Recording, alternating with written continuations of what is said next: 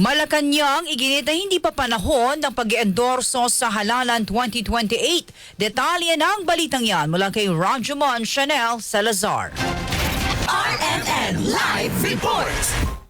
Tinawag ng Malacanang na irrelevant o hindi pa napapanahon at hindi mahalaga sa ngayon ang maagang pagdedeklara ni Vice President Sara Duterte ng planong pagtakbo sa 2028. Itong tugon ng palasyo sa tanong kung ito na ba ang moment of truth para malaman kung sino ang kakampi ng Vice Presidente at sino ang mananatili sa administrasyon. Ayon kay Palace Press Officer at PCO Undersecretary Claire Castro, hindi politika ang dapat pagtuunan ng pansin kundi trabaho. Wala rin anyang saysay ang pagkakampihan o paghahati-hati sa hani ng mga lider at kawani ng gobyerno.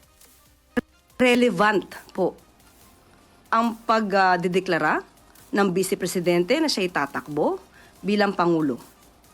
Bakit irrelevant? Hindi po yan ang nakikita ng Pangulo sa ngayon dahil hindi po kinakailangan magwatak-watak ang Pilipino. Ang mga kababayan na po natin, lalo na po yung mga leaders at mga public servants, hindi po dapat nagkakampihan sa ngayon. Git ng palasyo, malinaw ang direksyon ng Pangulo na tutukan ang pag-angat na ekonomiya, solusyon sa pagbaha at mas maraming trabaho para sa Pilipino. Kasama mo sa DZXL RMN Manila, Rajumon Chanel Salazar, Tatak RMN. RMN Network News!